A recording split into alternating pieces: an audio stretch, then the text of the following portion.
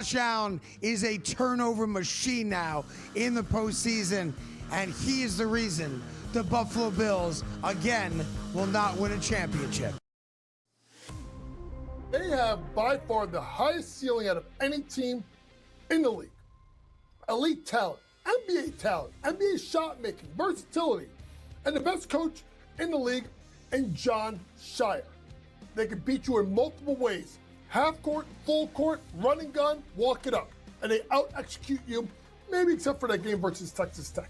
College basketball today, only on SportsGrid. When did we become, so bitter that we can't accept another man's apology? We make mistakes all the time. And as a grown man, you have to say, I'm sorry every once in a while. And it's okay to say that. And the apology, I think, should be accepted. And in this case, I'm accepting it. The Craig Carton Show, only on SportsGrid. The Chicago Blackhawks of the National Hockey League are now official partners with Kalshi. It takes effect this week. Each side can use the other's intellectual property for co-marketing purposes, and Kalshi will be promoted during home games at the United Center and on Blackhawks broadcasts. First of its kind, certainly probably not the last as well. Newswire, only on SportsGrid. Arvel Reese at 8%. I got to tell you right now, I have no idea who that is or if they're playing a joke on this show. Yeah, that's going to be interesting Who is that? here, but I have no idea. Do you even know? But no idea. But don't you have to pick the Heisman winner, Don? Isn't that like the rule of thumb if you're going to take a quarterback? Is he not the best quarterback? The Early Line, only on Sport.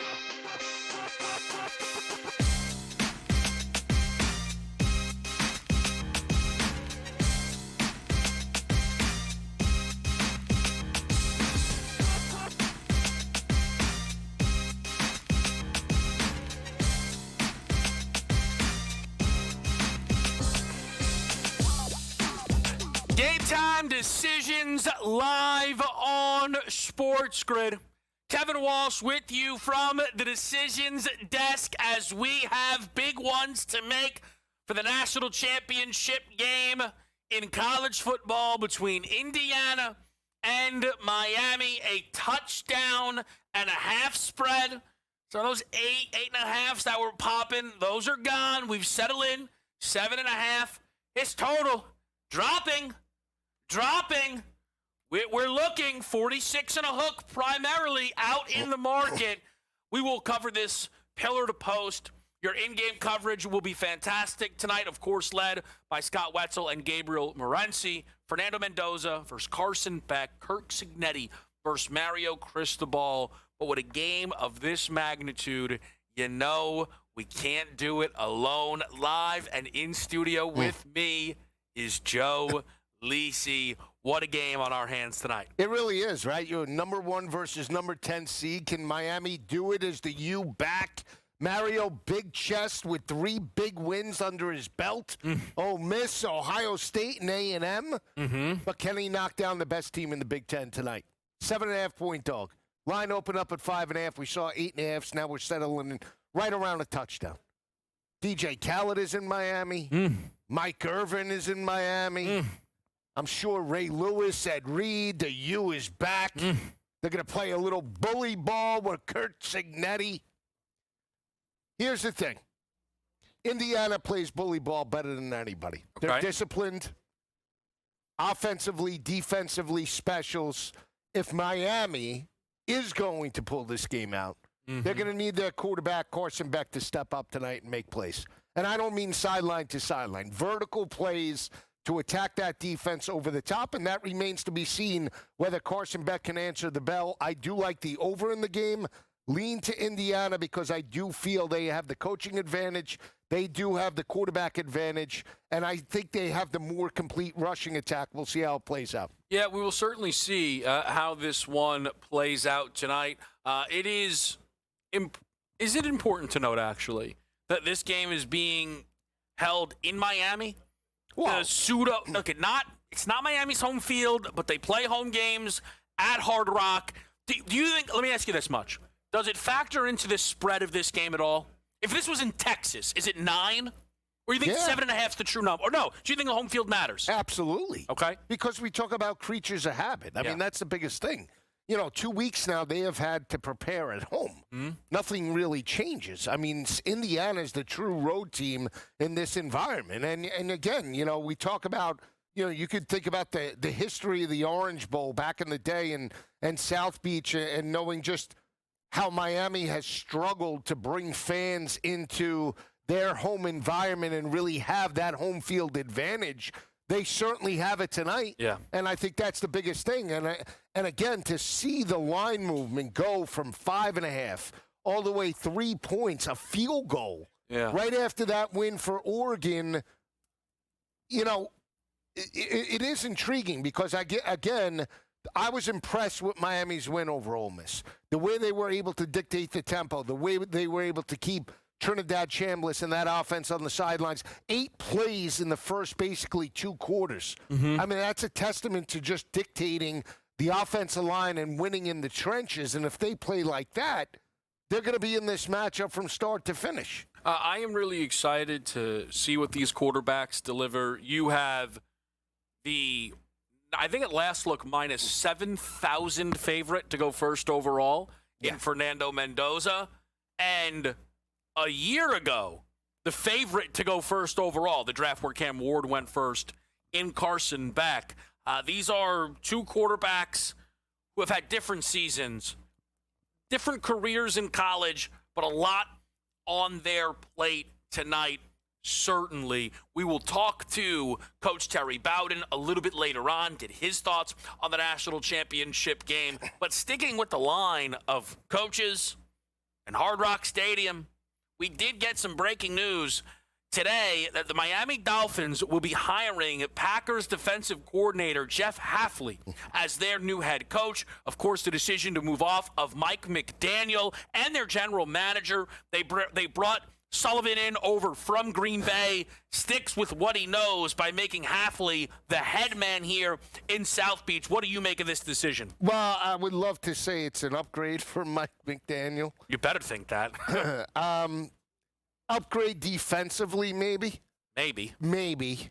But I'm not sold on Hafley being a great head coach. I watched him in Chestnut Hill or Boston College. I watched him get smacked around like a piñata. Okay?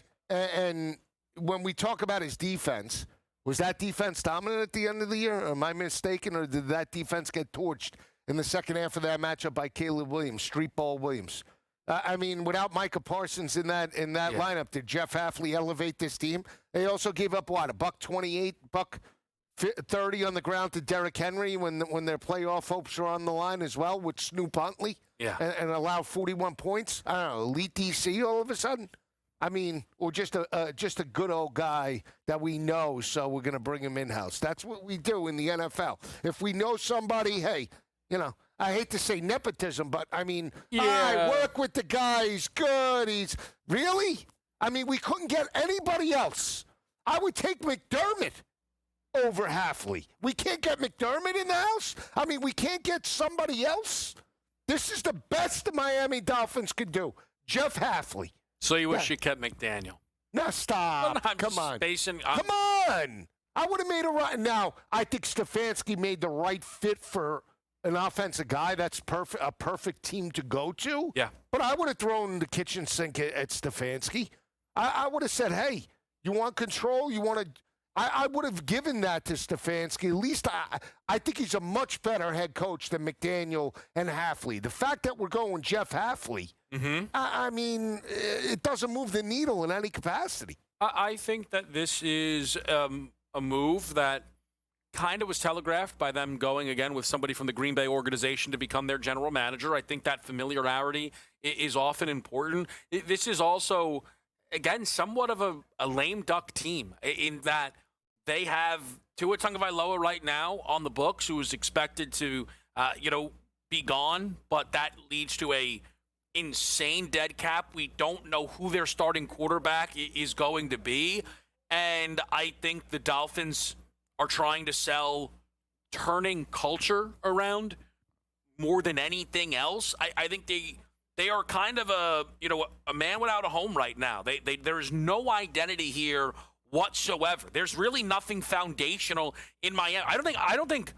Again, your foundation of your football team is not Jalen Waddle. He might get traded this offseason. Devon Achane. I don't think there's anything defensively that's like, listen, this is our number one guy. It's from the bottom, but I do share the sentiment that Jeff Hafley doesn't blow my doors off. We will talk more about this. And, of course, the other coaching news that we saw today, which didn't come as a big stunner, but it doesn't mean it's not a massive decision made in Buffalo to let Sean McDermott go following their divisional round loss to the Denver Broncos. No, it had to be done. The fact that they lost that game against Bo Nix and Denver, and knowing that everything was there for the taking, maybe it wasn't the best overall roster that McDermott has had, but he still had Josh Allen, and they were able to put up 30 points, and his defense allowed just 3 more. And that's what he was brought to in Buffalo to do, right? Defensive-minded head coach. For the most part, blue-collar, pull games out, had the playoff experience, but couldn't pull it out against Sean Payton. And at the end of the day, you plateaued with Sean McDermott. You got to a certain level, and there's no AFC championship. There's no Super Bowl appearance. We will go through the odds and get an idea of what are the expectations now following this decision by Buffalo. We will keep you guys updated, though, around the board. NBA right now is live in a number of spots. More to come. College hoops, the NHL slate as well. It'll be a busy night here on Game Time Decisions. We'll be right back.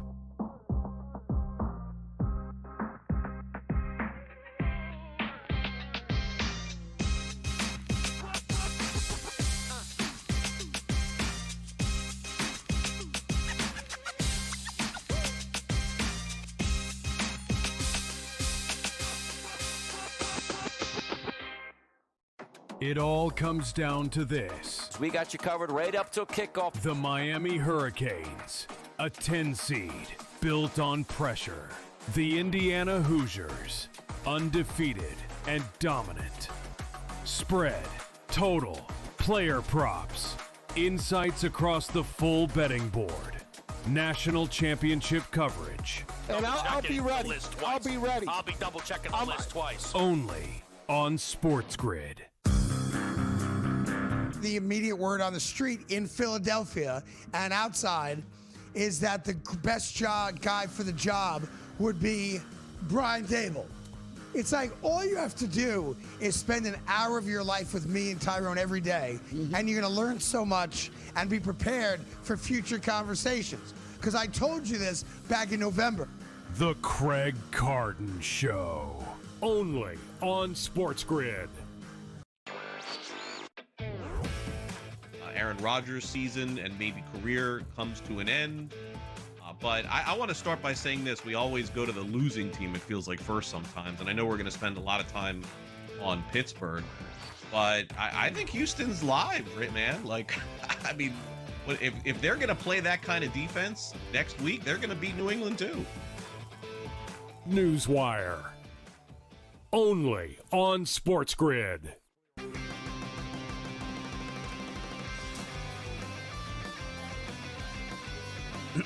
Class is in session. Today, let's talk about the teaser. A teaser is a multi-leg bet where you shift the point spread in your favor. You get better numbers, but every selection has to win. It doesn't matter what you bet if you don't have the insights. Tune into SportsGrid and get ahead of the class.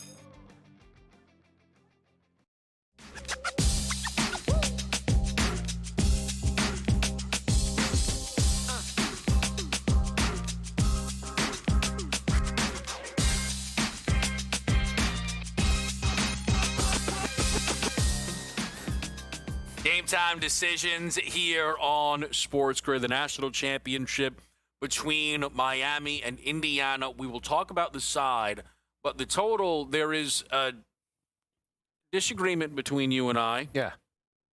Yet, I don't know if there's anything I can necessarily do to sway you, though we could perhaps both win. So I am, sticking with what I got, if you will.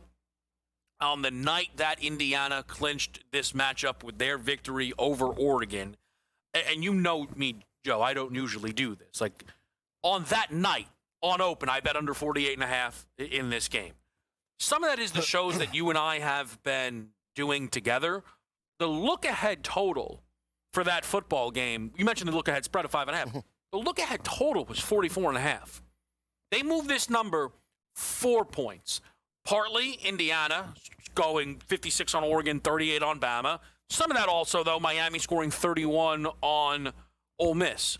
And I think we've seen just an overreaction. I think that without any doubt, the best Miami unit is the defensive side of the football.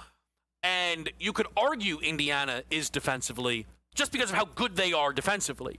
So if these are two defensive-first football teams who have put together great defensive efforts, let's be clear with Indiana. I know the offense has been the story, holding Ohio State to 10, Alabama to 3, and I know Oregon got to 22. The final touchdown there was much to do about nothing. The second touchdown also, quite frankly, came because like a 90-yard broken play by a running back. I mean, listen, and those things happen. I think Miami will struggle to score in this football game. I still think Miami is a run-heavy, conservative group. And I think that Cignetti will take the points. Points are at a premium special here. So I played this at 48.5. It does not mean I don't think it's an under at 47.5 or 46.5 where this total is gone. But I also just want to stay true to what I bet and what I've put out to people the second they open this number is that this game was going to be an under for me. Yeah, and I understand why. I mean, if you're asking me, how do I think Miami wants to play this game? Yep. I think they want to run the football with Jamar Brown and Mark Fletcher. They want to have time-sustained drives. They want to play bully ball against the team that I've said plays bully ball better than everybody this year. Yeah. And so that's the perfect ride. But for me, I think when I look at this game, and I'm very, especially in today's game, right, where at times momentum shifts are like college basketball, where you saw it in the Oregon game. It's just like they scored one and then all of a sudden they scored four, right, in a basically an 8-minute stretch. And by the time you picked your head up, you had 50 points already. You're already through that total. In a championship setting, I'm always worried about, even though these kids aren't young anymore, right? Carson Beck hasn't gone to class. He's graduated for 2 years already. But younger players in a championship setting, there's butterflies, there's mistakes, there's the opportunity to have explosive chunks plays early, which could then get these games and teams out of their game plan. So I'm apt to go that way in this matchup. And then on top of it, you do have experienced quarterbacks. Fernando Mendoza is the best quarterback in college football this year. Heisman Trophy winner, 41 touchdown passes.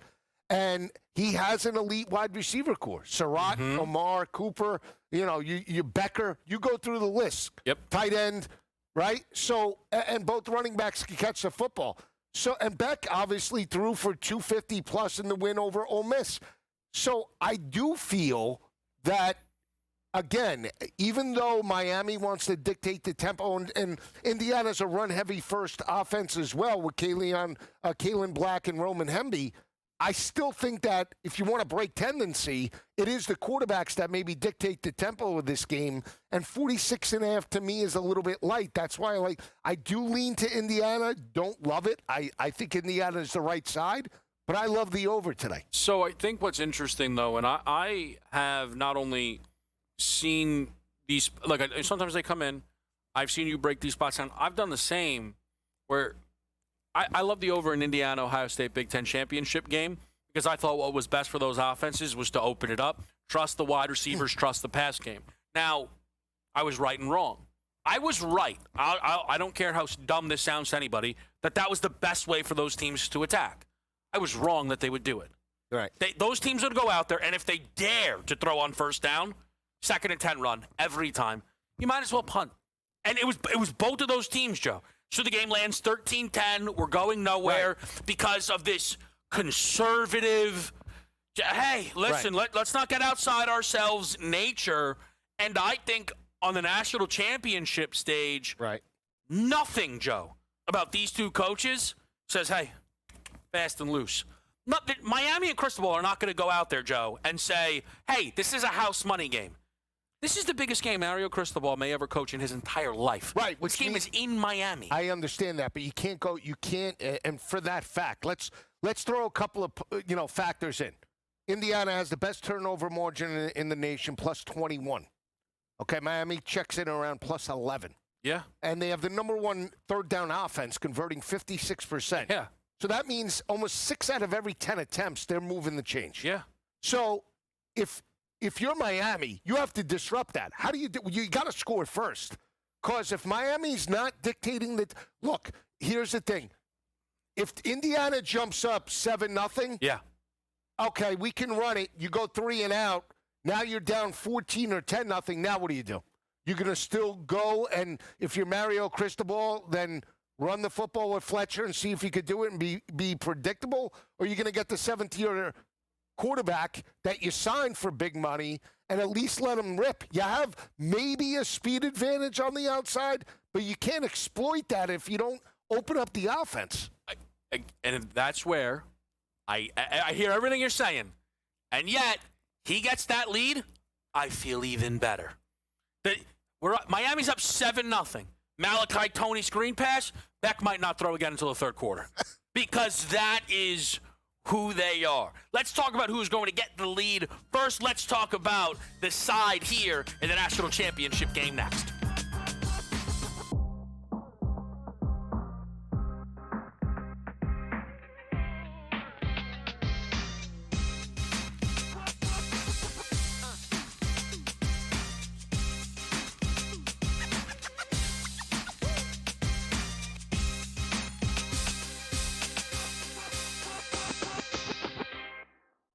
It all comes down to this. We got you covered right up till kickoff. The Miami Hurricanes, a 10 seed built on pressure.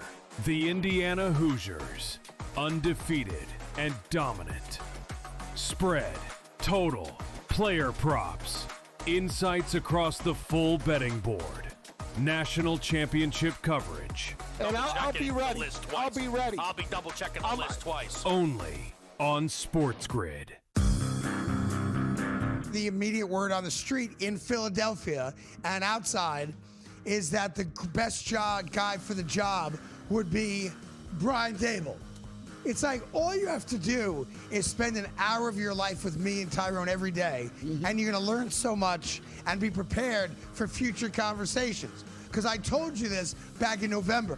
The Craig Carden Show. Only on SportsGrid. Aaron Rodgers' season and maybe career comes to an end.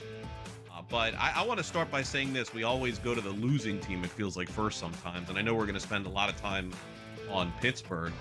But I think Houston's live, right, man? Like, I mean, if they're going to play that kind of defense next week, they're going to beat New England too.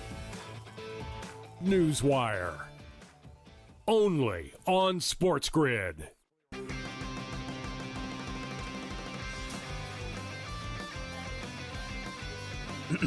Class is in session. Today, let's talk about the teaser. A teaser is a multi-leg bet where you shift the point spread in your favor. You get better numbers, but every selection has to win. It doesn't matter what you bet if you don't have the insights. Tune into SportsGrid and get ahead of the class.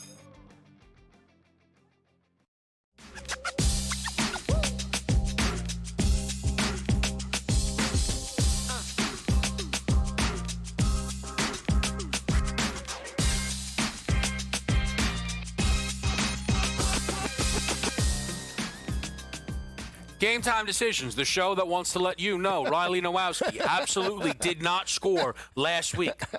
The show that wants to let you know that Riley Nowowski has not scored since they played Wisconsin in November. This is the show that we are on here on Game Time Decisions. I thought we would talk side. You want to just flip through props? No. You want to just No. scored last week. Kid's hot. Fernando Mendoza threw 5 touchdowns last week. Nowowski came away to a whopping 2 catches for 18 yards. Kid's hot. I hate to see him when he's cold. Yeah. hate to see him when the wind is blowing. Can we? I put him with Bo Bauman for Miami. Both tight ends. Step up, make a play. Tight ends are big in the championship. Mitchell Evans last year. Oh, Joe. Mitchell Evans. You forget. You're right. No, you're right. You got Mitchell Evans. Come on, with Riley Leonard. He had a big day against Penn State. Stepped up against Ohio State. We did the game last year. I understand that, but also Notre Dame was not very deep in the wide receiver room. So it may be, but also Jaden Greathouse Mitchell Evans had 52 yards and didn't score against Ohio State. Doesn't matter. He went through his number. His number was 28 and a half. Okay, what's Nowowski's number? I don't know. Go put it up. All right, so we'll get our research team on the Nowowski numbers. I'll get it. 20 and a half. All right, come on. He's hot. He went literally under that number last I hope week. on the first So drive now he you has got to 40 zag till he's due. Yeah, I am zagging. A lot of mushes on some of the other guys, all right? Yeah, no, you can't play that game. In the championship game, you can. No, you can't say that a lot of people are on other guys because those are the only other guys to be on. Okay, so that's it. There's Malachi, Tony, Surratt, and who else? Hemby. Becker. That's it. Becker. Cooper. I'm on Cooper. Daniels. I mean, you're just all right. Here we go. Let's talk 7. Let's talk 7.5. Go ahead. What do you think about the side? I think it's Indiana. Okay. I do. I think Indiana, again, is, to me, when you have turnover margin, number 1 third down offense, they play 30% third down defense, and they have the best quarterback potentially on the field. I like that. And I think their rushing attack, from an offensive line perspective, might be a little bit better.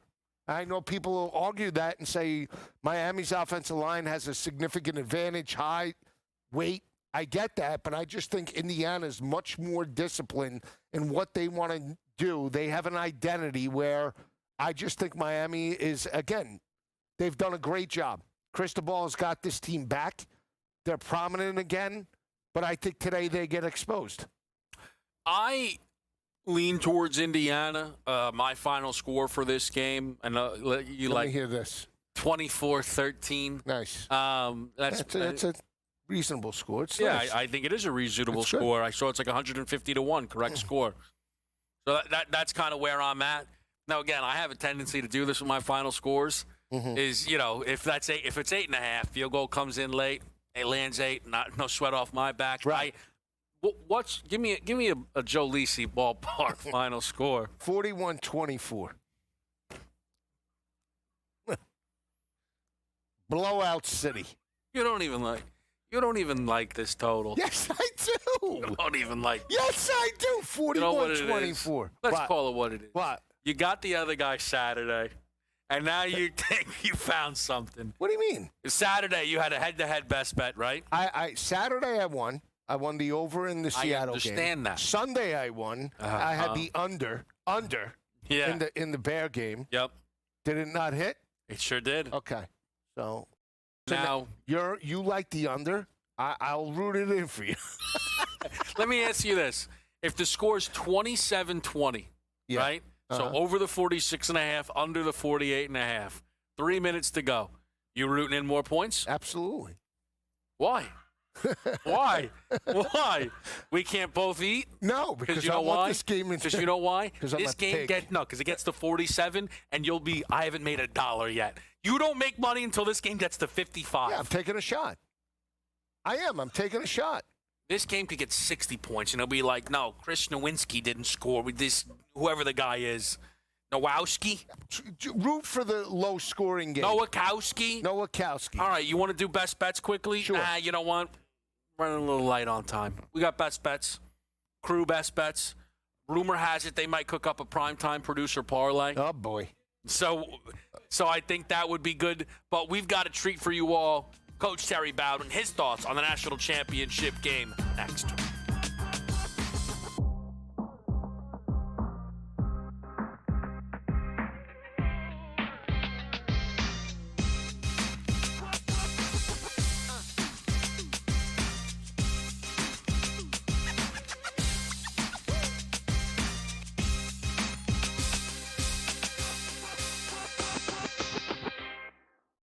It all comes down to this. We got you covered right up till kickoff. The Miami Hurricanes, a 10 seed built on pressure.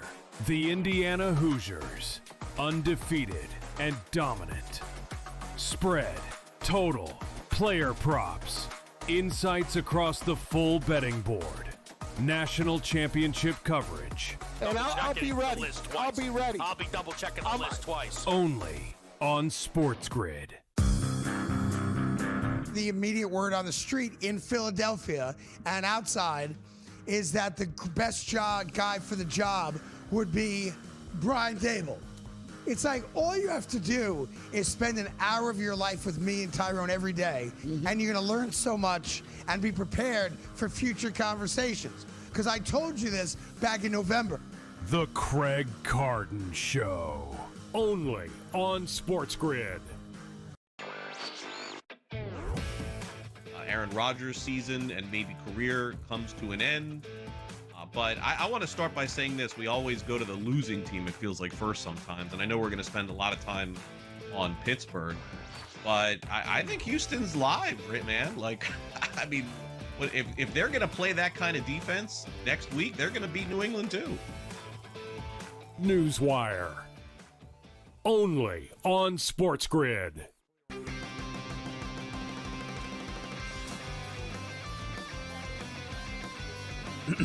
Class is in session. Today, let's talk about the teaser. A teaser is a multi-leg bet where you shift the point spread in your favor. You get better numbers, but every selection has to win. It doesn't matter what you bet if you don't have the insights. Tune into SportsGrid and get ahead of the class.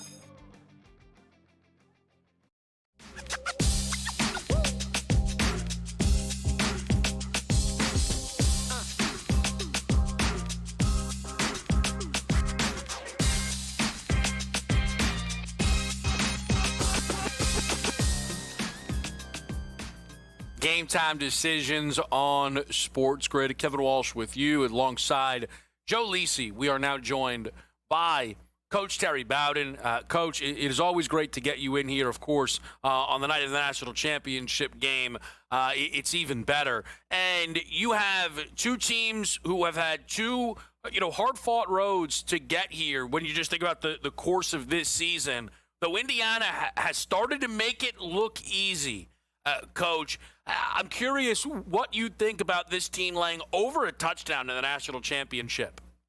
Well, when it's that much, it's going to take an upset. If you're going to pick Miami, it's not a toss-up. 2.5, 3.5, to me, that's kind of a toss-up. 8.5, you've got to find reasons for an upset, and Indiana doesn't give you a whole lot of those. I mean, everything you look at, best coach team probably, best quarterback, probably best overall football team.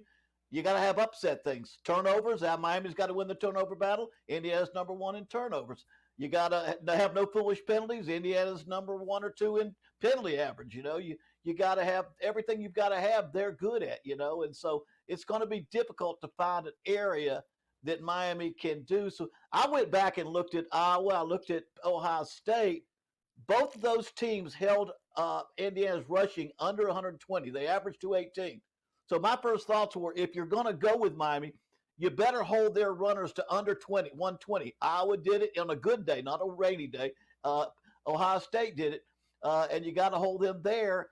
And then you got to get some pretty good running yourself when you go. And then I think if they do hold the yardage down to under 120, now your two defensive ends can put pressure on that quarterback like he's never seen, and don't give him a chance to win it. So that's kind of what Miami would have to do, and just to have a chance to win this game, because I don't think they're not talented. I just think this is a good team. Ultimately, I think going into the third or late third quarter, I can see Indiana up by 3-5, and then throwing a touchdown pass like they did against Penn State and Iowa and Ohio State, like 41 touchdown passes. He leads the nation. I just see him hitting a pass at the end. And I will say this, if Miami is down by 10 or more in the third, Carson Beck could throw some picks trying to catch up. I could see that would be the one thing that could give you a blowout. But anyway, I think Miami, if they could keep the rushing under 120 and get some pressure on that quarterback, they got a chance to win that game. Coach, we know that, the game is decided on the field, but there's always outside factors. And I think one of the interesting things is that this is a kind of a home game for Miami. Of course, they open their season in this very stadium against Notre Dame. How do you think, if at all, that factors into tonight's matchup? Kevin, you've hit my X factor because I've been a part of this Miami thing when my dad was at Florida State. These were the greatest games of the 80s and 90s were Florida State and Miami, and the great Miami team, 5 national championships. Head coach Cristobal was on 2 of those. They're at home, but it'll be 50-50 in attendance. I'm not sure the stadium will be the advantage. You know where their advantage will be? We've seen it for the last 3 or 4 weeks on their sideline. Michael Irvin will be wrapping his belt up on that jersey. You'll have Ray Lewis on that sideline, Jimmy Johnson. I wouldn't be shocked if The Rock didn't show up on the sideline, and every rapper from South Beach. They respond to that. In the old days, we've seen the best of Indiana. We may just see the best yet to come for Miami. That's what if they get into that sideline craziness we watched it over and over again back in the 80s and 90s. That's the one thing at home. They can fill that sideline with something that's very unique to Miami. It's why they were loved or hated, but nobody felt in between. Coach, I want to take it a step further and take a look at the ACC, right? The ACC wasn't given much love. Duke wins the title. They're left out, obviously, with a 7-5 regular season record. How important would it be for Miami, not just the program, but for the conference as a whole to win this game tonight? Well, I think they definitely save face. It definitely is. It's like Clemson did so much during the early 2000s. Clemson held everybody up while Miami and Florida State were down and everybody else was hanging on. Miami gives them that power of being the national champion. I think that's very important. I don't think it makes them equal right now to the SEC and Big Ten top to bottom. I think they've got to think seriously of competing with the rest of the country in NIL money and going after people in the portal. But I think it's very huge for the prestige of the ACC because it's very important that they maintain their voting power, their strength, that they argue their arguments when it comes to these down-the-road issues like how many teams in the playoff, how many people automatic bids, those type of things. I think it's a real credibility thing. And for recruiting, I think kids want to go to the best conference and the best football team after it's all said and done. Miami could do a big feather in the cap for ACC. Coach, on the Indiana side, and I'm not dismissing Miami when I ask this, but it's a conversation people are wondering is how they stack up historically, at least recent history. There's been talk of them against 2019 LSU. When you watch this Indiana team, do they feel in that class to you? Do they have an argument as maybe the best team in the history of college football in your eyes? Well, I don't know how you do the way they've beaten teams so far. Teams in the playoffs, they've won. The playoffs has been overwhelming, and then the fact that they played so well continuously throughout the season. Now, there's always that question when the big lights are on, when everybody in America's eyes are on you. How do your kids respond in that big game? Historically, that's Miami. Those kids go to Miami wanting to see the biggest stage, the brightest lights. Indiana's now going to be in those. Can Kurt Cignetti and Cristobal probably has, if there's one area he's got more experience than Kurt Cignetti, it's in championship football because he's played into himself. He knows the pressure. He can relate that to his team, and don't you doubt that he doesn't have Jimmy Johnson talking to those guys to that team too and letting them understand what it takes to win that championship. So there are a lot of championship factors that go toward Miami if they can respond to that. And like I said, I think we've seen the very best of Indiana. So if they just play their best, that's what they want. I think the best that Miami has may be yet to come. Can I ask you too, Coach? Because with this game, we're trying to get into the mindset a little bit here, and we always talk about the side, but the total as well. Do you think that with the way we see the NFL, it's so analytically driven, right? The Bears on Sunday night, they're going for, it feels like every fourth down. College football, we're not as used to that here. It's a national championship stage. But in your experience watching these coaches, I feel like these are guys more likely to take their points whenever they get that opportunity. Is that what you would expect here as well? Well, to me, I think Cristobal has been a very conservative head coach, and he's kind of leaned on his offensive coordinator, and they're gonna want to run the ball and make sure defensively they feel like they can keep the down. So I think as long as it stays close, I don't think you'll see Miami taking as many critical situations early on, because I think he wants to see a low-scoring game in which it's a physical game, his offensive line and defensive front.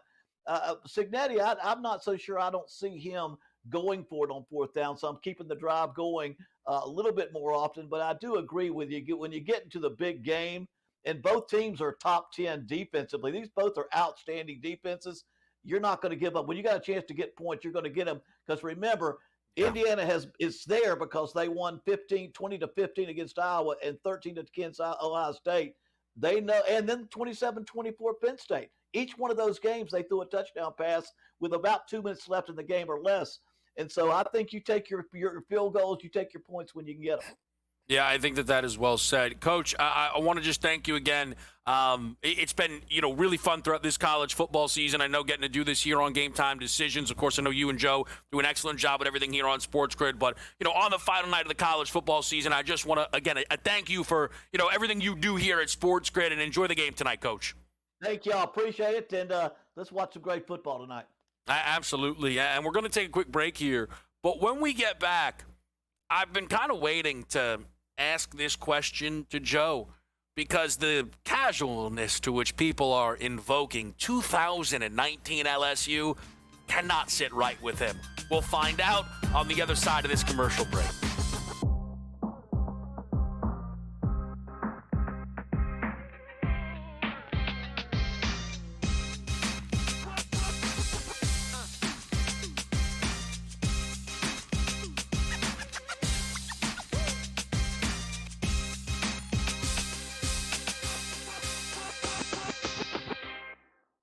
It all comes down to this. We got you covered right up till kickoff. The Miami Hurricanes, a 10 seed built on pressure. The Indiana Hoosiers, undefeated and dominant. Spread, total, player props, insights across the full betting board. National championship coverage. And I'll be ready. I'll be ready. I'll be double checking the list twice. Only on SportsGrid. The immediate word on the street in Philadelphia and outside is that the best guy for the job would be Brian Dable. It's like all you have to do is spend an hour of your life with me and Tyrone every day, and you're going to learn so much and be prepared for future conversations. Because I told you this back in November. The Craig Carton Show. Only on SportsGrid. Aaron Rodgers' season and maybe career comes to an end. But I want to start by saying this. We always go to the losing team, it feels like, first sometimes. And I know we're going to spend a lot of time on Pittsburgh. But I think Houston's live, right, man? Like, I mean, if they're going to play that kind of defense next week, they're going to beat New England too. Newswire. Only on SportsGrid.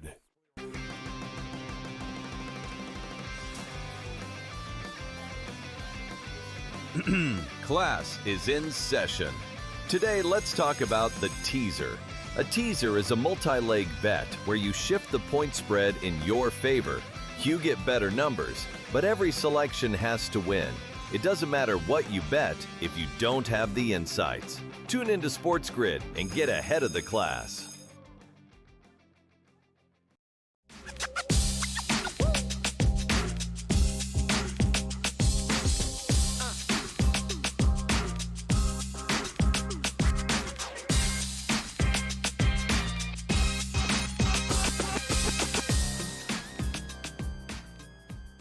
Game-time decisions on SportsGrid on the night of the national championship game between Indiana and Miami, the Canes and the Hoosiers, where Indiana is looking to make history. There's no two ways about it. Not just an unbeaten season, but a 16-0 season. And as they destroyed Oregon, even a little bit when they were destroying Alabama, people started to ask, are they the best team since 2019 LSU? Could they beat 2019 LSU? That, of course, is Joe Burrow and the boys. we're here with Joe Lisi. I imagine, admittedly, we didn't work any like college football todays at that time. I assume you hold 2019 LSU in very high regard. They have no shot. I'll make it very simple. No shot. That LSU team would smash them. And it's not to take away from Indiana and what Cignetti's done. I mean, they're great. And Mendoza's been fantastic. But that LSU team had 14 NFL players on it. And people in Miami will say the 2001 team, would have smashed them with Portis and McGahee and Gore and Winslow and Vilma and that team. Yeah. Obviously, it's possible. But I don't compare. I think Indiana is the best coach team this year. Okay. I think they do everything right. Do they have elite talent? No. Do they have talent that plays like a team and they have chemistry and they rarely implode on themselves? Yeah. Not at all. And I think that's a main reason why they've been smashing teams. Right. And just go back to that win over Oregon. They set the tone right from the get-go. They get to pick 6, never look back. And I understand Oregon didn't have Winningham and Whittington and those running backs. I get that. But they were never in that game mentally or psychologically. And Indiana is coming in with that killer instinct. That's something, a testament to what Cignetti's brought. But talent-wise, I don't think you're looking at it outside of Mendoza and maybe Surratt and saying, I need to have that guy. I just don't. And that's the difference. We're talking about, Justin Jefferson and Jamar Chase on that team. Yep. And Burrow. I don't want to ruffle feathers. You're going to tell me this team is better? No. Okay. I do think the 2019 LSU team has been inflated a little bit. It's possible. Because Burrow, Chase, and Jefferson all are NFL superstars. Right. Burrow went to a Super Bowl with Chase, right? Justin Jefferson, basically, one of the greatest start to an NFL wide receiver careers we've ever seen. Right. I am not saying that team did not. Again, by the time they got into the playoff, it felt like they could just score whenever they wanted to. They were obviously a great, great, great team. I think Indiana has gotten better throughout the year. Right. I don't run to feel like they are the greatest team I have seen, because I do think some of it, Joe, is like, how many NFL players do you have? And we don't have a great read that this Indiana team is going to be loaded with NFL guy after NFL guy. But I bring this up because, again, I know you know the team well. I feel as if the COVID year Alabama team is the most disrespected team in my lifetime. For me, that's the best team. I put them up there. They played an SEC-only schedule, smashed everyone. Including Ohio State. It destroyed that team in the national champion. In fact, Notre Dame played them significantly closer in the semifinal. Mac Jones led the country in passing. He was the best quarterback by a mile. Najee Harris was the best running back in the country. Oh, yeah. And Devonta Smith is the one who won the Heisman because it was maybe the single greatest wide receiver season in the history of college football. You're right. And Nick Saban is the coach instead of, respectfully, Cignetti, we'll see, and Orgeron, who got fired in like a year and a half. And defensively, I thought Bama was much better than that LSU team. And I think this Indiana team for me, it's that 2020 Bama team. I don't know why they get skipped over like this. Let's call it what it is. It was a shortened year, and yes, they dominated from the But it was only SEC teams. I understand that, but Ohio State that was the year Ohio State beat Northwestern in the Big Ten championship game. And they didn't cover the 20.5-point number. Yeah. I think they won 22-10. Yeah. But they played 6 regular season games. Yeah, I understand. But they beat Clemson in the playoff. I'm just saying it was a weird year. I hear you. But again, NFL talent. Waddle was on that team. You had Devontae Smith. You had John Mechie. You had I think Ruggs was on that team too. If I'm not mistaken. By the end of it, they only played 2 fewer games than that LSU team. Yeah. They scored 50 points as many times as that LSU team. Joe Burrow, I believe, completed 76.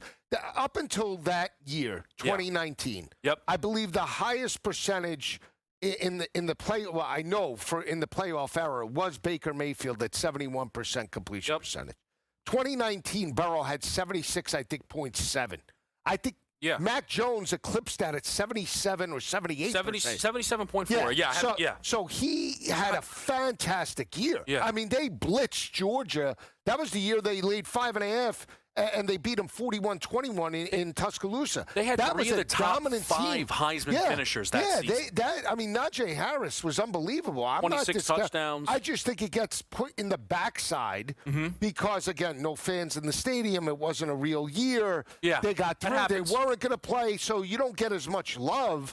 But I would, from an SEC perspective, I would put both of those teams together talent-wise and say that would be some game. I mean, that would be one of the, that would be a phenomenon. But we saw that game play out in 2019 with Tua, and it was basically 45-41. It was a back and forth thing. No one could get a stop. And again, like when you get into those no one can get a stop games, that LSU team was that just, for me.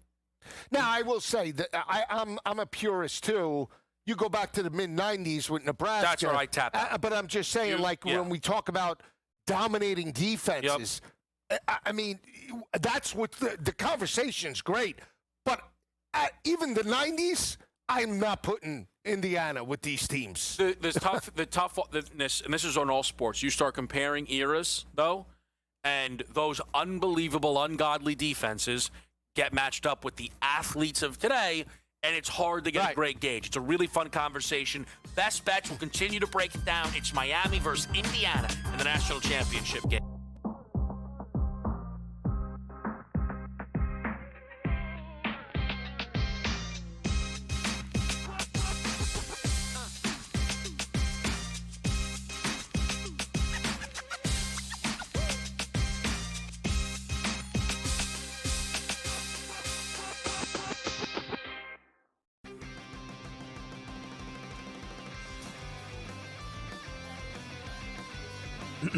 Class is in session. Today, let's talk about the teaser. A teaser is a multi-leg bet where you shift the point spread in your favor.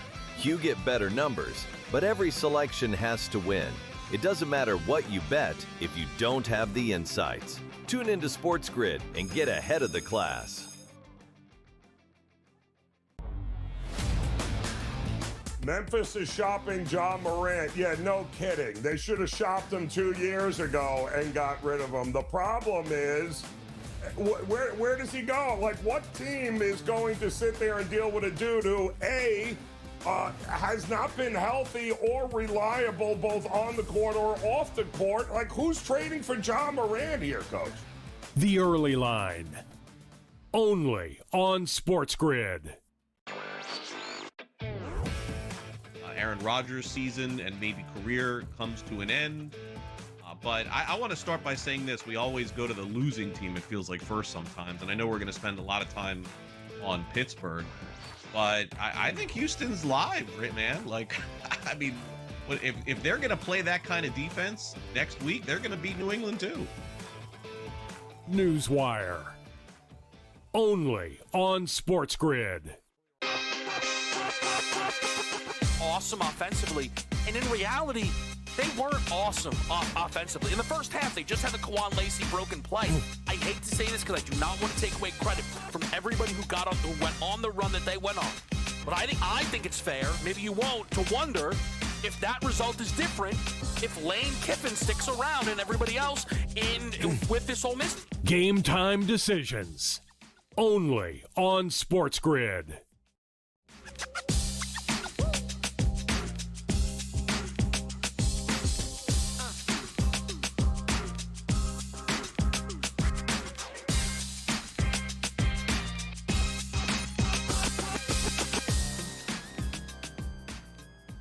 Game time decisions with you here on SportsGrid.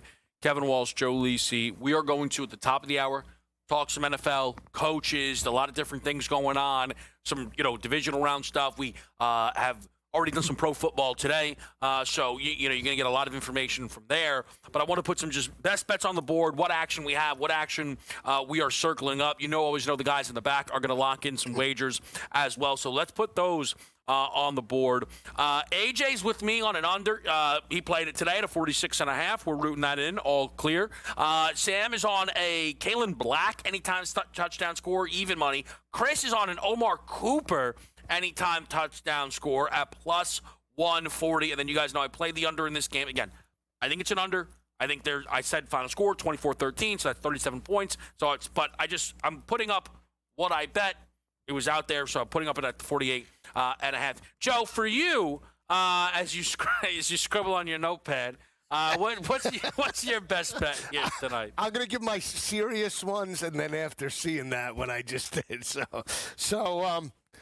So how much? You did not write Hemby on that thing. You did. I could just. I needed the context, and I could see an H. But you see, Black is Kalen Black, the line right through it. Okay, that's solidified it. Hemby, it is. All right. So it's for the Miami side. Look, I know about Marion, big night against Ole Miss. I know Malachi Toney's the hot one, and he's the X factor. I get that, but the veteran wide receiver of that group happens to be C.J. Daniels, the transfer from Liberty and LSU. Yeah. And he is the possession guy for Carson Beck. I believe he had 29 yards in that win over Ole Miss. I think he could break out today and break out 40, 50. It's plus money. You want to take him up to 60, it's plus 340. I like him for an anytime touchdown today at plus 250. So I'm buying in. I am with Kofsky on Omar Cooper. Outside of Surratt, I do feel Cooper could step up. Cooper's been dominant in red zone opportunities. Scored against Alabama, scored against Oregon. He could step up, and again, 60 plus money. So when everybody's looking Becker and Surratt, give me Omar Cooper. He does have, I believe, the biggest play ability of the group. So in this matchup, give me Cooper to break out today. Well, I don't know if everyone's on Surratt, you both are on Cooper. Isn't that Becker? No, I'm just saying. Hang on. Isn't that Black? Another line through Black. Hemby, 100 plus. Hemby. Whatever. We could play Black. Although, you know what? You know what I should do, Kev? Yeah, go ahead. I should take Hemby for 2. Why should I take Hemby for 2? Because 2 years ago, I was on who? Donovan Edwards. And I screamed out Hemby. You did. Hemby. So let's go Hemby for 2 today. Why can't it just be 1? Because it's got to be 2. It's got to be 2. It can never just be 1. No, 1 is not good enough. Hemby is plus 135 for an anytime. What about 2? He's 8-1 for 2. Perfect. He is 45-1 for 3. I think that we're Kenneth Walker-esque. I mean, you tell me. No. Let's do. Go let's ahead. do Hemby. Let's see it. 50 plus. 50 plus. Nah, let's do 70 and 2. 70 and 2? Yeah, we'll put it into a parlay. Hemby. What is that giving you? Let me see. That gives you in a parlay. Yeah. 1563. 70 yards and 2? Yep. Where are you shopping? I don't know. FD. I see 1388. Oh, I put the wrong running back. Oh, that's interesting. So did I. You should have got. I did. I had Black in there. Hang on. Hemby. Hang on 1 second. Hit the wrong one. Hemby, that's terrible odds. 70 and 2 is 850. That's terrible odds. Bring that. Wait a second. What were you? I had Black for 70 and Hemby for the 2 tutties. That's what I had, I think. Or I don't know. Should. No. Stop. Why? He's got him for the touchdown. What if not we take the yards? Both backs for 2, 86-1. What is it? 86-79. Black and Hemby each for 2. And now what are we going to have? You're blowing right through that total. 28-0 final. Mendoza doesn't throw any. This could be a run. Can we get each team for a rushing touchdown on Wheel Wager? Does he have that loaded up? Can anybody find? Wow, only on SportsGrid. Here we go. Where are the? Listen, I'm looking around. We're searching. We're searching. A lot of head coach searches. We'll talk about them next.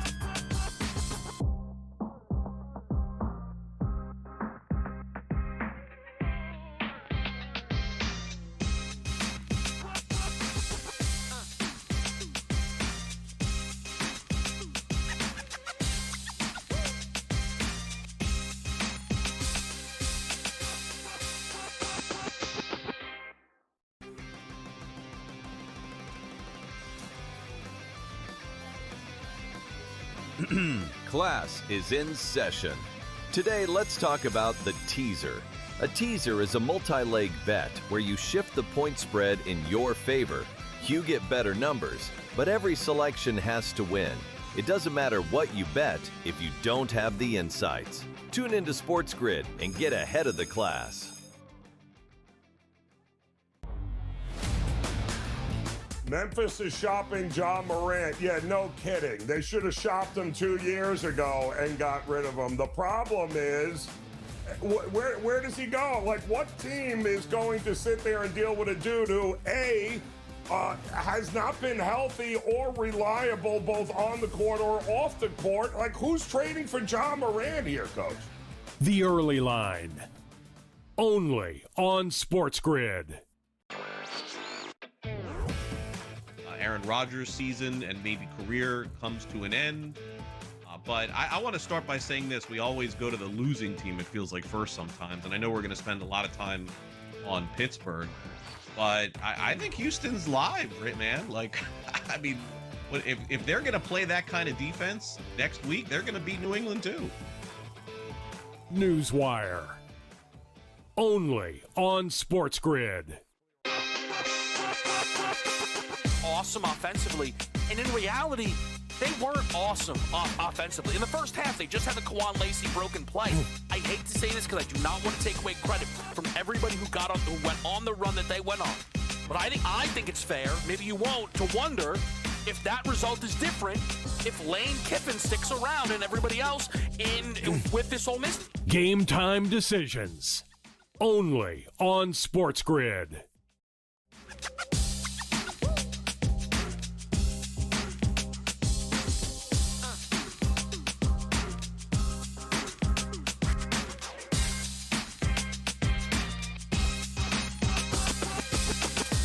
All right, Game Time Decisions is live on SportsGrid. I'm Kevin Walsh. I'm with Joe Lisi. We had a lot of news in the NFL today. Jeff Hafley gets the job in Miami. Sean McDermott is out in Buffalo.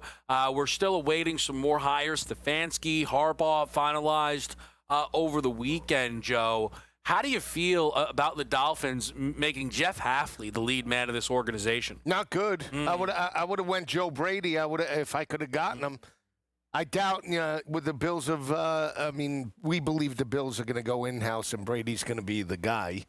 Yeah, but, if he was available, I would have taken anybody. I would have taken Brian Flores back. I really would have in that situation. I know everybody wants Chris Shula. I would have taken Flores back. He was right, ultimately, wasn't he? When you think about it, Tua wasn't the guy. Team lacked an intensity. He was weeding out the guys that fit the scheme, didn't fit the scheme.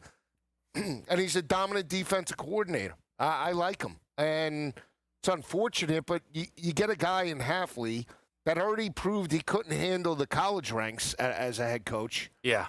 And didn't even coach defense at that level. Right. And now we're going to bring him in to do what? It's just unfortunate. It really is. That we love the retreads, and I understand he has no head coaching experience at the NFL level. But the problem is that what is he showing you? His defense isn't – we're not talking D'Amico Ryans-esque, are we? In the beginning part of the year, they were let's look at the game. Gave up 40 points to Dak Prescott in Dallas. Gave up 41 to Baltimore. Allowed Caleb Williams to come from behind in the second half of the game. So what are we talking about? Where is the guru for the defensive side of the ball? Yeah, it's interesting. I'm just saying, where is it? I think this is the thing. We don't have to pretend that he was hired for any reason other than they got a guy out of Green Bay to be the GM. So we just went with a guy that they all know. That's really what happened, right? Yeah. Because I don't think Hafley's resume stacks up to Robert Saleh's. Again, maybe hey, listen, he hasn't had a head coaching job before in the NFL, so maybe this will be different.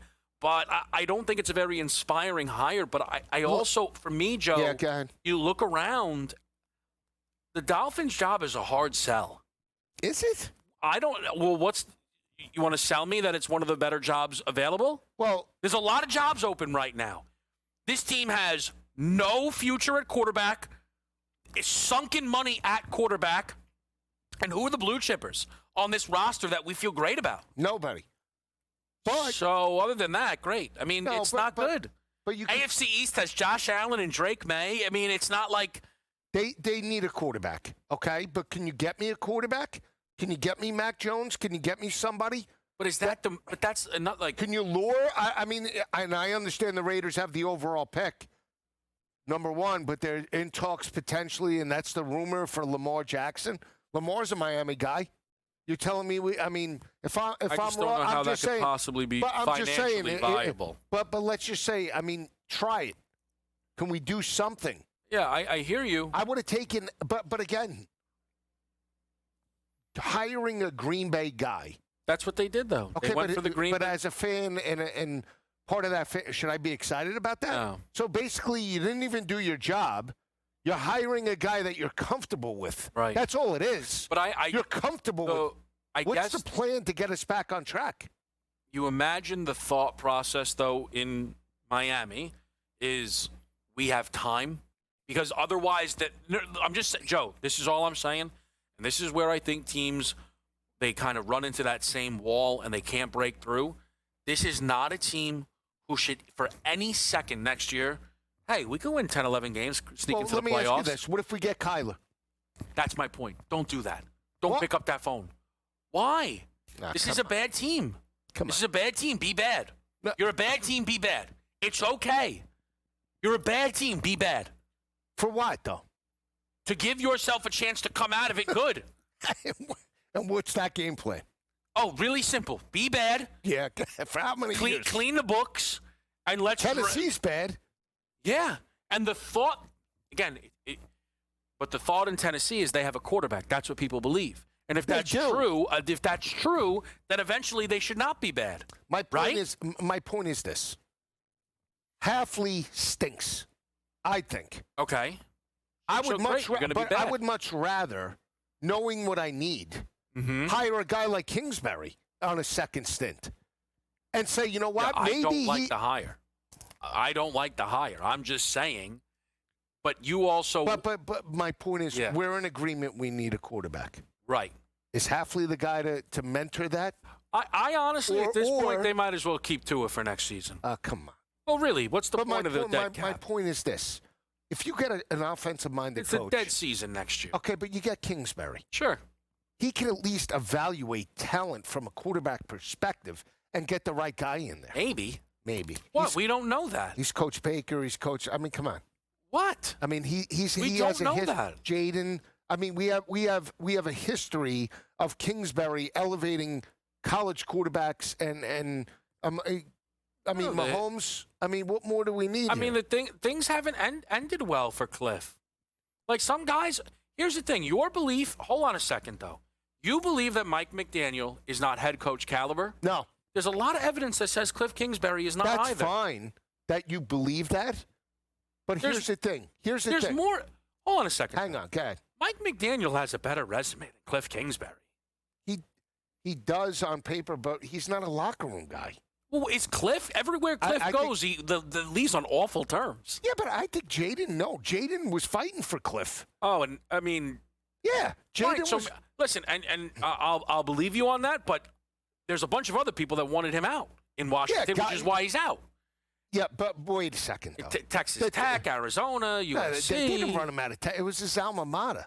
And yet, he was gone. Knife in the back. USCOC.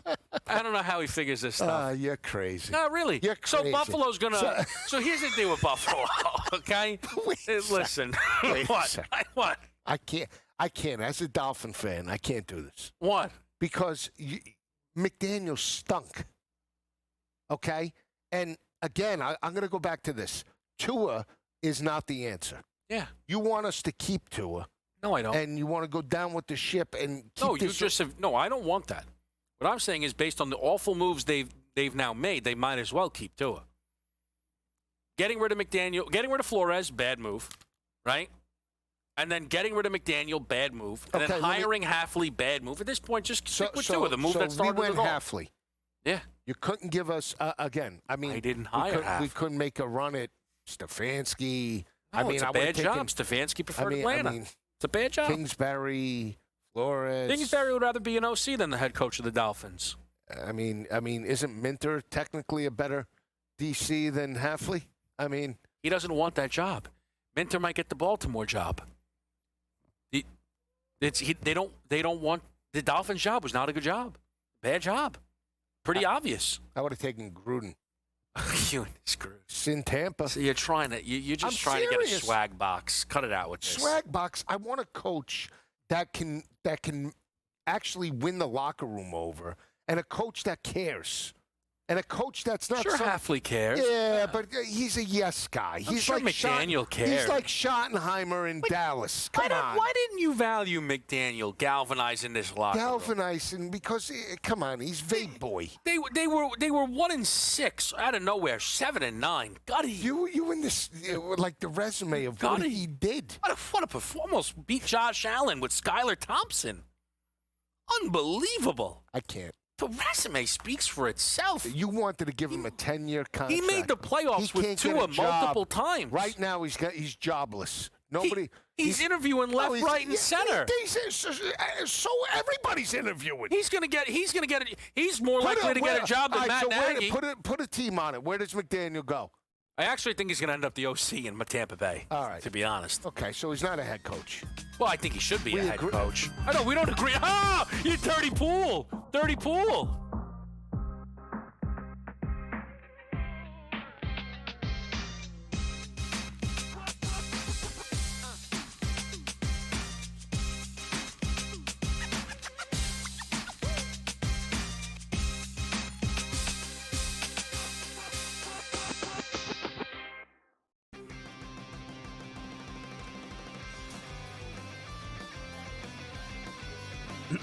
Class is in session. Today, let's talk about the teaser. A teaser is a multi-leg bet where you shift the point spread in your favor. You get better numbers, but every selection has to win. It doesn't matter what you bet if you don't have the insights. Tune into SportsGrid and get ahead of the class. Memphis is shopping John Morant. Yeah, no kidding. They should have shopped him 2 years ago and got rid of him. The problem is, where does he go? Like, what team is going to sit there and deal with a dude who, A, has not been healthy or reliable both on the court or off the court? Like, who's trading for John Morant here, Coach? The early line. Only on SportsGrid. Aaron Rodgers' season and maybe career comes to an end. But I want to start by saying this. We always go to the losing team, it feels like, first sometimes. And I know we're going to spend a lot of time on Pittsburgh. But I think Houston's live, right, man? Like, I mean, if they're going to play that kind of defense next week, they're going to beat New England too. Newswire. Only on SportsGrid. Awesome offensively, and in reality, they weren't awesome offensively. In the first half, they just had the Kwan Lacey broken play. I hate to say this because I do not want to take away credit from everybody who went on the run that they went on. But I think it's fair, maybe you won't, to wonder if that result is different if Lane Kiffin sticks around and everybody else with this Ole Miss. Game time decisions. Only on SportsGrid.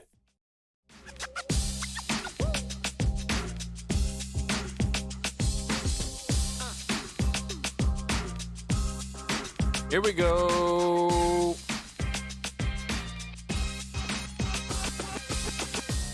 Game time decisions. Kevin Walsh, Joe Lisi. Of course, we're going to get right back to Indiana, Miami, best bets. But also, we are talking some coaches. And during our Miami Dolphins breakdown, Joe alluded to the belief that we have around Buffalo moving off of Sean McDermott. And yet deciding to keep Brandon Beane. I think there's been a lot of smoke that suggests this group is looking to hire Joe Brady. And I think that pretty much explains why they are keeping Brandon Beane. You do not need a new general manager to cast a wide net when you are looking to hire internally. Now, right now on the prediction markets, Joe Brady is actually the third choice behind both Brian Dable and Clint Kubiak. Dable, the former offensive coordinator for Josh Allen in Buffalo, Giants head coach. And then Kubiak was actually, or is actually, I should say, Seattle's offensive coordinator right now. I tend to believe this job is going to be Joe Brady's. Do you see it differently? No. I think Joe Brady, as long as he has the vote of approval from Josh, he's getting the job. And I think it's right. I told you, I thought that the Bills plateaued with McDermott. They got to a certain level. Their window of opportunity, I think, now with the wide receiver core and the pieces that they have are maybe going a little bit the other way, and momentum has slipped. And you see some other teams with younger quarterbacks like May and obviously a healthy Bo Nix, and those teams are trending, and your team can't even get to the championship game now, and that's a problem. Yeah. Especially when you have an MVP candidate. It's similar to Baltimore. They've had more success under McDermott than Baltimore, I believe. Yeah, they've made more conference championship games. But the problem is you don't have that illustrious championship. Right. You don't have a Super Bowl appearance. You have an all-world quarterback that in hands down is a top 5 talent that multiple teams and organizations would want to start a franchise around. Mm-hmm. And your head coach is basically handcuffing you. And, oh, by the way, he's a defensive guy, and the defense stinks and can't stop a nosebleed. So why are we keeping him around? Yeah, I think is it any different to Harbaugh in Baltimore? So I think McDermott brings more to the table than Harbaugh because he coaches the defensive side of the ball. And I think that he's occasionally been tasked with coaching up bad Buffalo defenses. So, I think McDermott's going to be hired in this cycle. Okay, but where? Let me ask you this. Before they signed Harbaugh. Okay, Harbaugh and McDermott. You think the Giants would make a serious run at McDermott? I think they would. I don't think there's any regret. If Harbaugh didn't get fired, I think they'd have been hot on McDermott. I think Harbaugh, I believe around the league, Harbaugh was the crown jewel of the coaching cycle. I think McDermott and Stefanski would have been 2-3. That's my read on the situation. Right. So I think McDermott will get a look in Pittsburgh. We'll get a look in Baltimore. We'll get a look in Vegas. We'll get a look in Cleveland, Arizona, Tennessee. I think they'll all take a look at him. I think so. Okay. Well, let me ask you this, because here was the other coaching news today. Eric Bieniemy has been rehired as the offensive coordinator in Kansas City. Isn't that intriguing? Well, so Matt Nagy's contract expired. Yeah. Kansas City let him walk. Mm-hmm. Now, he is the favorite, Nagy, to get the Tennessee job. But sometimes, Matt Nagy has been the favorite to get the Tennessee job for a long time. Okay. Why doesn't he have the job yet? Because he's not good. Yeah, I agree. So we're in agreement on that. All I'm saying is, and then we'll get right back to the game, it does seem like Tennessee is trying to hire a guy who, if they don't hire, would be lucky to get an offensive coordinator job based on the way the cycle has gone. Again, you and I have plenty of time to talk more coaches, of course, but let's get to it.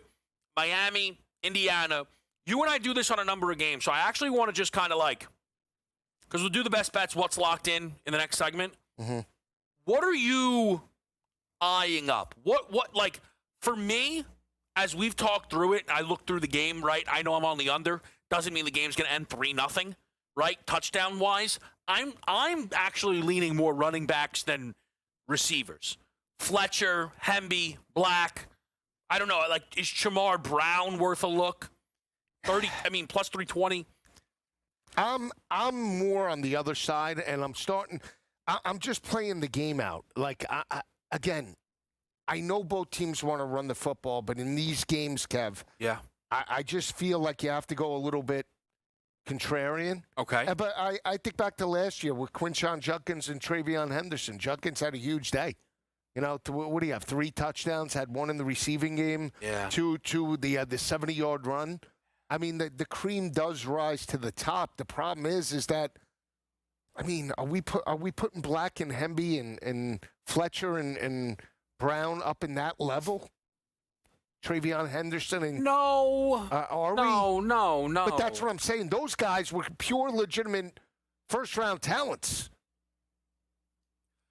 So that's kind of the problem with the game. So I actually think that's a great point you bring up.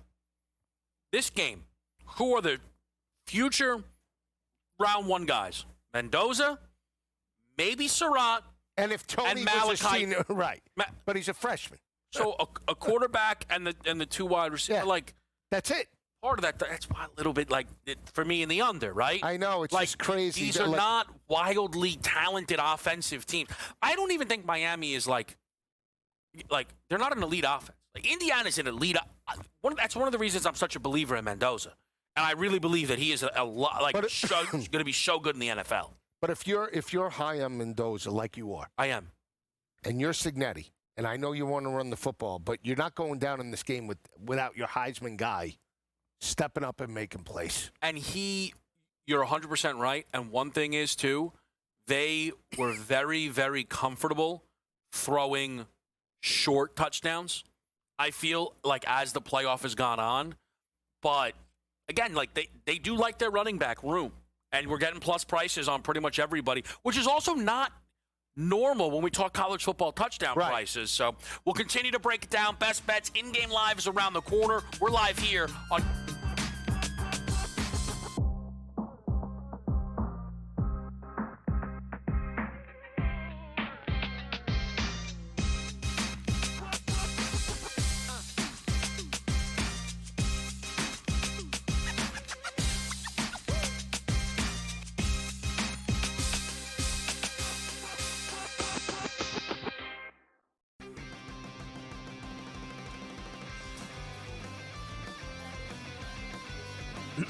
Class is in session.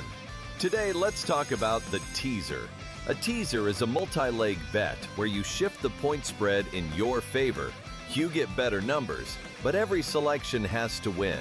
It doesn't matter what you bet if you don't have the insights. Tune into SportsGrid and get ahead of the class. Memphis is shopping John Morant. Yeah, no kidding. They should have shopped him 2 years ago and got rid of him. The problem is, where does he go? Like, what team is going to sit there and deal with a dude who, A, has not been healthy or reliable both on the court or off the court? Like, who's trading for John Morant here, Coach? The early line. Only on SportsGrid.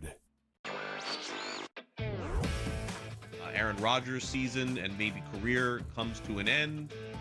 But I want to start by saying this. We always go to the losing team, it feels like, first sometimes. And I know we're going to spend a lot of time on Pittsburgh. But I think Houston's live, right, man? Like, I mean, if they're going to play that kind of defense next week, they're going to beat New England too. Newswire. Only on SportsGrid. Awesome offensively, and in reality, they weren't awesome offensively. In the first half, they just had the Lisi broken play. I hate to say this because I do not want to take away credit from everybody who went on the run that they went on. But I think it's fair, maybe you won't, to wonder if that result is different if Lane Kiffin sticks around and everybody else with this Ole Miss. Game time decisions. Only on SportsGrid.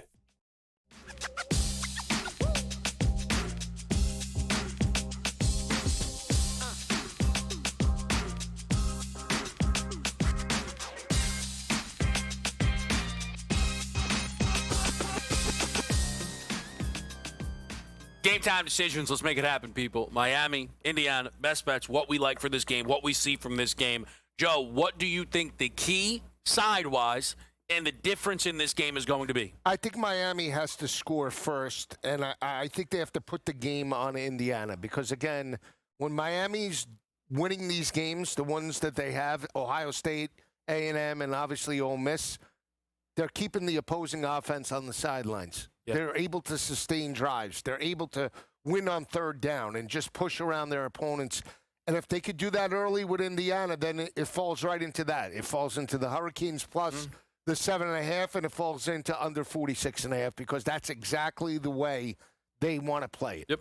But I don't give them the quarterback advantage in this game, even though Beck is experienced. I think he's been inconsistent at times, and I don't think his deep ball at times has been as sharp as obviously Mendoza. And I just think Mendoza and this wide receiver core are more in sync and can push a little bit of tempo and put some pressure on Miami. So it's going to be critical who gets the ball first. If it's Indiana, it wouldn't shock me if they utilize a little tempo early. Tempo, jump up early. Because, again, that's the biggest thing. Both of these teams want to play with the lead. Right. And Indiana, the difference is Indiana plays with a lead. They're still looking to score. Mm-hmm. Miami plays with a lead. It's not that they're looking to score. It's like Cristobal is happy to just, all right, let's elapse 4 minutes. Let's punt. All right, we'll get the ball back. Maybe we'll score a field goal. And that's not the mentality of Kirk Cincinnati. Yeah. Kirk gets a lead, and it's game on. We're going to look to tack 35 on you. And I think that's the difference in the mindset of both teams is that Miami's content playing rope-a-dope a little bit, whereas Indiana wants to really throttle you each and every game. So for me as somebody who is on the under, right, a lot of it does come down to, I think, how the coaches are going to play it. Because, again, when I look through the game, hey, where have these two great defenses shown any weakness, it would be more so through the air, right? A willingness to let it rip is not a bad idea. But I've seen these coaches and what their preference is, and it is to play smart football. You mentioned a key stat, the third down offense for Indiana. Yeah, 56%. They have so much trust in Mendoza that they don't mind the 2nd and 10 handoff that goes for 2 yards because he's going to get a 9-yard conversion to Surratt. And it takes a lot of time. So the side, like why I think Indiana wins this game tonight, why I think they would, if I was a side bettor, that would be my side. At this point, you could probably get a not all too expensive 7 to, take the hook out of it, although I think the difference in this game is more so double digits. I think Indiana is so comfortable in anything. Like, I know, Miami last week, they played this high-scoring game against Ole Miss. First of all, that game was supposed to be dead to rights. They lead, right? My point is, they were supposed to have Ole Miss done, right? And yet, their style of play allows any team to hang around. They're not as super comfortable with a lead. And when's the last time we've seen Miami play from behind, a big storming comeback, right down double digits? It's not who they are. And the Hoosiers' offense has just been phenomenal this season. They're a great rush attack. And I think there's a big gap between these quarterbacks. And to some degree, I kicked myself a little bit last week for some of the, Oregon-Indiana stuff because I believe, and I know he didn't go into the draft, I don't think Mendoza was close at all. I don't think those are two close football players. No. And the evidence bared out not in the game. One of them's going to go first and the other one's going back to school. I don't think Mendoza-Beck is close either. No, I don't. Again, Beck is close in experience and in big games. Yeah. You would give probably Beck the edge. He's prior to this year. They have the both same amount of wins in the playoff for the most part, but Beck has SEC championship experience. Beck has been on a championship team, so he understands it from his days in Georgia. It's going to come down to, can Miami, if they have to, make plays vertically? And I'm not talking sideline to sideline. The way he hit Marion wide open, you're not going to get those looks against Indiana, per se. Can you create them? And if they can, I think they win it. But I think that's harder, said than done. Best bet tonight? Best bet is the over. I thought it was C.J. Daniels. Is that a zag like no one else? And Daniels. I am on the under. AJ's on the under. Koski likes Cooper, and Sam likes Kalen Black. In-game live, we'll handle the rest.